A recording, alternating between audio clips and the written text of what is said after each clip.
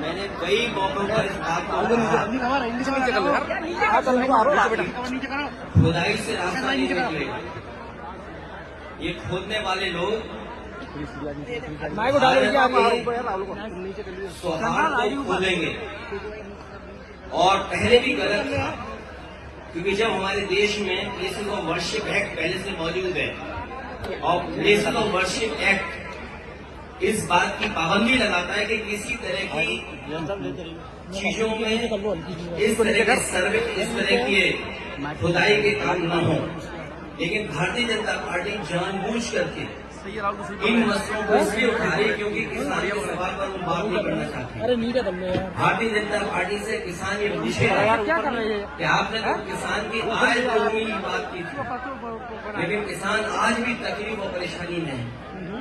जिस समय उसे डीएपी चाहिए था, डीएपी उपलब्ध नहीं थी, खाद उपलब्ध नहीं थी, जो बीजों की कीमत बढ़ी है, कीटनाशक दवाइयों की कीमत बढ़ी है और बिजली का बिल लगातार बढ़ता चला जा रहा है। जो सिंचाई से लेकर के तमाम इंतजाम थे वो सरकार करने में नाकाम रही है। और अगर फसल तैयार भी किसान कर रहा है तो उसको कीमत कहाँ मिलेगी, उसके लिए और जितने बड़े पैमाने पर बेरोजगारी बढ़ती चली जा रही है। 10 साल हो गए उनको दिल्ली में, उत्तर प्रदेश में भी 7 साल की सरकार हो गई। अगर हम 17 साल का हिसाब किताब लगाएं, इस सरकार ने बेरोजगारी बढ़ाई है, न नौकरी है न रोजगार है। इन तमाम सवालों से ध्यान हटाने के लिए जानबूझ करके सरकार इस तरह की खुदाई के कार्यक्रम कर रही है।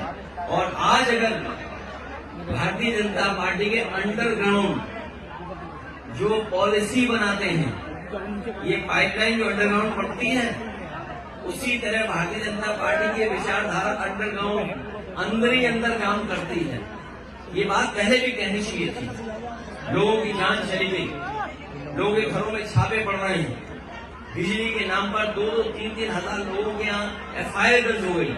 अगर ये बात गलत थी भारतीय जनता पार्टी की तो जान तो वापस नहीं ला सकते हैं। उन्हें मुआवजा देना चाहिए उन गरीब परिवारों को, और जितने भी झूठे मुकदमे लगे हैं, चाहे वो सांसद पे हो चाहे किसी को, सब वापस देनी चाहिए। सांसद के खिलाफ करोड़ों की रिकवरी जारी की गई है। संबल में सांसद के खिलाफ बाबा साहब भीमराव अम्बेडकर जी ने हमें संविधान दिया है और लोकतंत्र में ये हमारे लिए रक्षा कवच का काम करता है। संविधान हमारे लिए, आपके लिए ये संविधान रक्षा करता है, हमें आपको सम्मान दिलाता है। और जानबूझ करके भारतीय जनता पार्टी अपमानित करना चाहती है। ये तमाम वो लोग हैं जिन्होंने कभी सम्मान नहीं किया संविधान का, लोकतंत्र का और बाबा साहब भीमराव अम्बेडकर।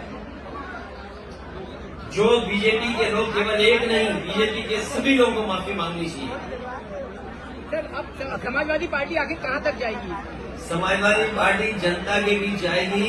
इन किसान भाइयों से, नौजवानों से अपील करेगी, माता बहनों से कि भारतीय जनता पार्टी लोगों को हराओ।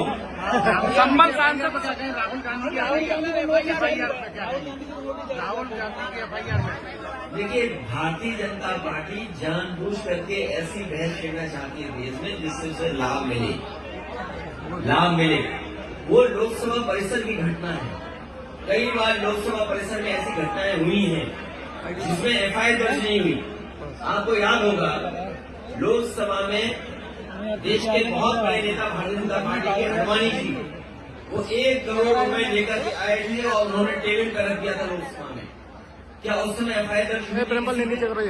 एक JPC के माध्यम से उस पर चर्चा कर करके जो कार्रवाई करनी थी वो विधान लोकसभा के अंदर हुई। लेकिन ये जानबूझ करके भारतीय जनता पार्टी लोगों को डराना चाहती है। FIR से, झूठे मुकदमों से कोई डरने वाला नहीं है।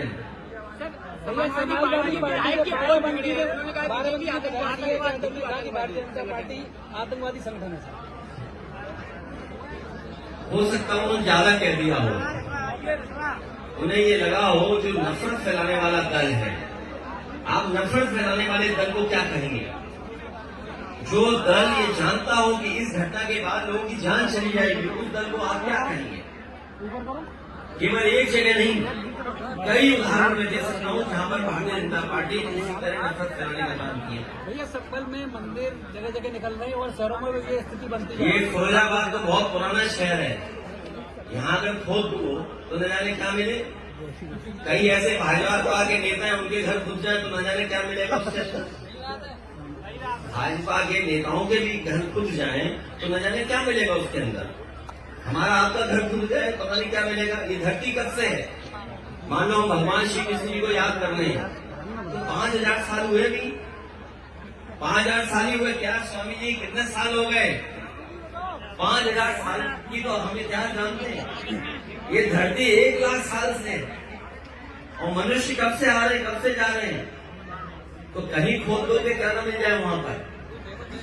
सर संभल सांसद जी पे बिजली चोरी को और कोई मुकदमा तरफ लगा। अरे पत्रकार साथी, झालोन में एक पत्रकार ने भारतीय जनता पार्टी के खिलाफ न्यूज निकाल दी, उसके कपड़े उतार दिए थे, उसे नंगा कर दिया।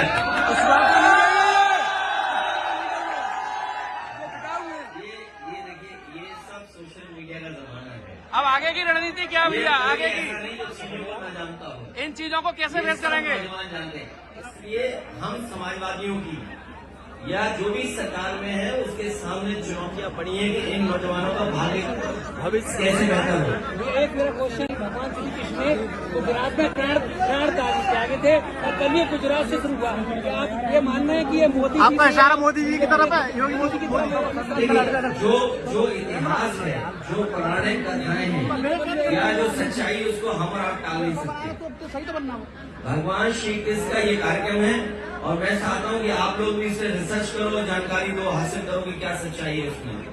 क्योंकि जब भगवान श्री कृष्ण ने जिस समय प्राण छोड़े उसी समय से मान्यता है कि कलयुग शुरू हो गया। और वो स्थान जहाँ पे भगवान श्री कृष्ण ने प्राण छोड़े वो गुजरात में है, सोमनाथ के बगल में है। और जिस पेड़ पर भगवान श्री कृष्ण बैठे थे, अगर मैं आपसे पूछूं कौन सा पेड़ था तो बता सकते हो क्या?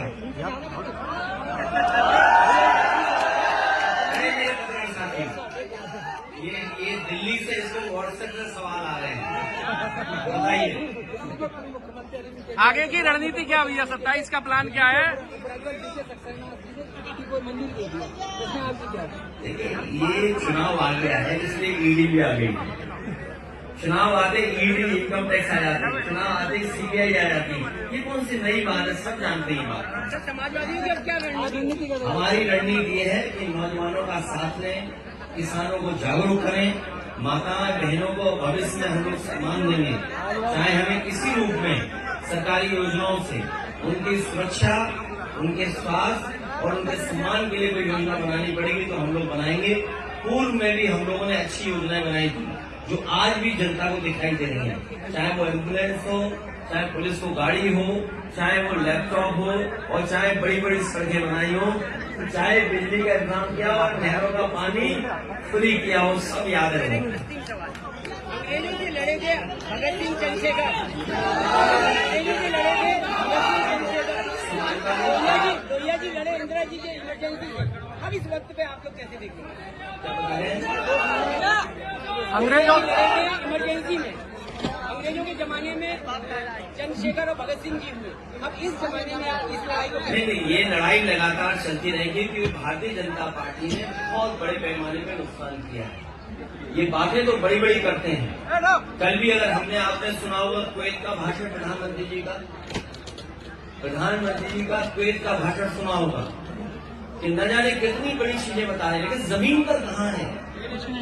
जमीन पर क्या है? अगर दो लोग सक्सेसफुल हो जाएं तो वो देश के लिए कितना फ्रूटफुल साबित होंगे।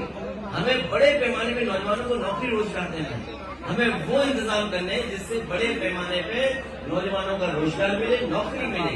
वो फैसले हम लोगों को लेंगे। तो संसद में इस तरह बहसबाजी हो रही है, धक्का मुक्की हो रही है, मर्यादा को लेकर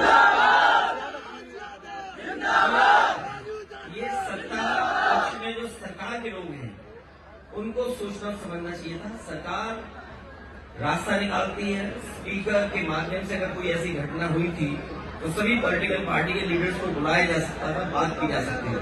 लेकिन आप बहानेबाजी देखिए उनको, ये सब जानते हो आप बहानेबाजी थी। और कई लोगों ने ऐसा कहा है कि ऐसा ड्रामा तो एक्टर भी नहीं कर पा रहे जैसे भारतीय जनता पार्टी के सांसद लोग ड्रामा कर रहे हैं।